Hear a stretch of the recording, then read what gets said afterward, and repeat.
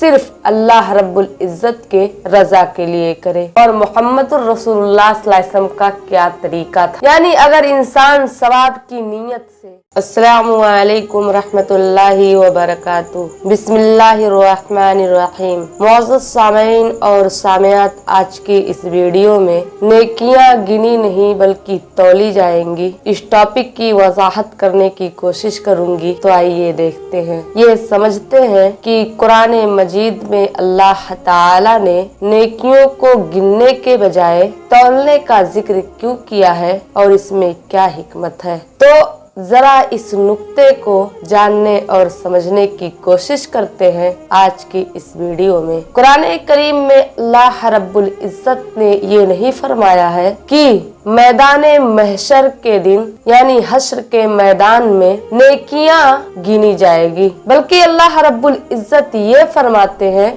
कि नेकियों को तौला जाएगा। तो इसमें किस कदर हिकमत है इसमें कि अब मामला सब के लिए एकसा है, चाहे वो अमीर हो या गरीब, माजूर हो या सेहतमंद, हर किसी के मामले में यही होगा, यानी नेकियां तौली जाएगी, गिनी नहीं जाएगी। और नेकियों के वजन को बढ़ाने का असबाब हर किसी के लिए एक ही तौर पर मैसर है, लेकिन बुनियादी तौर पर तीन चीजें ऐसी है कि जो नेकियों के वजन को बढ़ाती हैं। तो आइए देखते हैं। सबसे पहली चीज नीयत है। इंसान कोई भी नेक अमल करता है तो वो सिर्फ अल्लाह रब्बुल इज्जत के रजा के लिए करे। और जब इंसान को कभी भी नेक अमल करना है तो फिर वो बार बार अपने दिल को टटोले कि कहीं ऐसा तो नहीं कि वो किसी को खुश करने के लिए आमाल कर रहा है, या फिर मखलूक में अपनी इज्जत को बढ़ाने के लिए कि लोग उसे अच्छा कहें, शरीफ समझें, इसके लिए तो नहीं कोई नेक आमाल कर रहा है। बार बार इंसान को अपने दिल को टटोलना चाहिए। और हाँ, अगर इंसान सिर्फ खालिस अल्लाह के लिए नेकियां करता है, सिर्फ अल्लाह की रजा और उसके खुशनुदी के लिए करता है, तो यकीन जानिए कि उसके नेकियों का जो वजन है वो भारी होता है। तो सबसे पहले नीयत होना, अच्छा और सच्चा नीयत होना, ये बहुत जरूरी है, और सिर्फ अल्लाह के रजा के लिए। दूसरी चीज तरीका है। तो आज मैं आप लोगों को बता दूं कि इस्लाम एक ऐसा कामिल दीन है कि जिसमें बैतुल खला में जाने से और बैतुल्लाह तक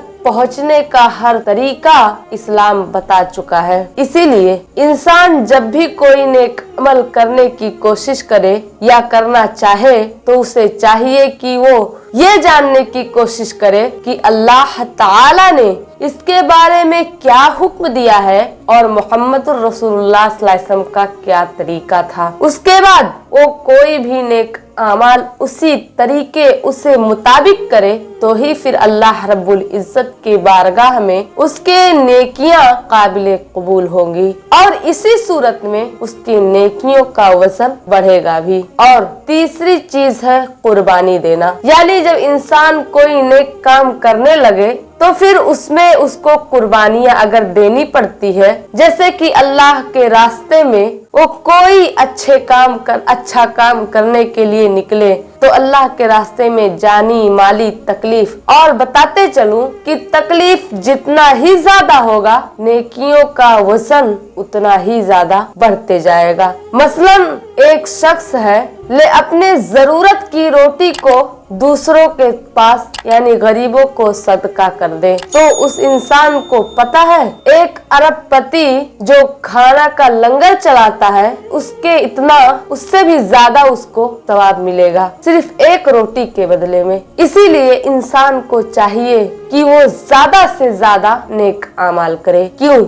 इसलिए क्योंकि इंसान के साथ इस दुनिया से अगर कोई चीज जाएगी तो सिर्फ आमाल और नेक आमाल ही उसके काम आएगा, बाकी कोई चीज काम आने वाली नहीं है। इसी के लिए इंसान को अपने नेकियों का वजन जो है ज्यादा से ज्यादा भारी करने की कोशिश करनी चाहिए। और यहाँ आपको ये भी बताते चलूं कि सवाब, यानी अगर इंसान सवाब की नीयत से, और सुबह बहुत ज्यादा ठंडी है और दांत दांत से बज रहे हों और नागवारी सख्त नागवारी का मौसम हो और चद्दर बिस्तर से निकलने का दिल ना हो रहा हो, लेकिन फिर भी अगर आदमी अल्लाह के रजा के लिए बिस्तर से निकल कर और वजू करके और अल्लाह के रजा के लिए नमाज पढ़े तो वो अंदाजा भी नहीं कर सकता है कि वो नमाज अल्लाह के नजदीक कितना कीमती होता है। अल्लाह के नजदीक बहुत कीमती होता है।